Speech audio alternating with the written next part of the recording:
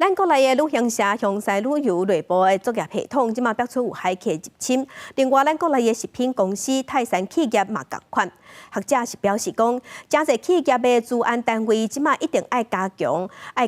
系统的升级，才会当避免即款代志搁发生。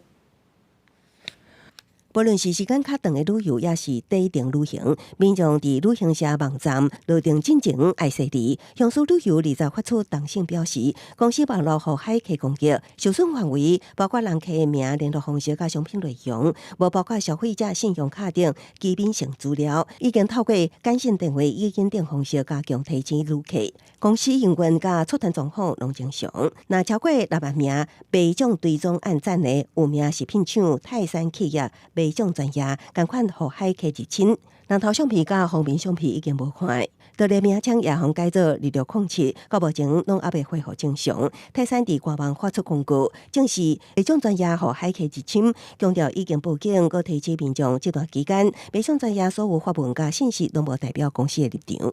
过去可能加密的方法用的是某一种演算法，但是随着量子电脑出现，那变成说你的密码就可能被破解。很多人管理的时候，万一中间有一个管理者，他其实没有设到比较好的或比较强的管理方式，那骇客就可能取得你账号密码之后，就可以想办法把那整个粉砖拿走。 面对骇客一直入侵过来，学者提醒，网络定式甲系统随着科技发展一直时间翻新。过去安全无代表即马安全，骇客往往拢会利用新产生的治安空隙去后台进行攻击，也是入侵。各企业的治安单位一定爱定期巡检升级，才会当避免类似事件搁发生。记者综合报道。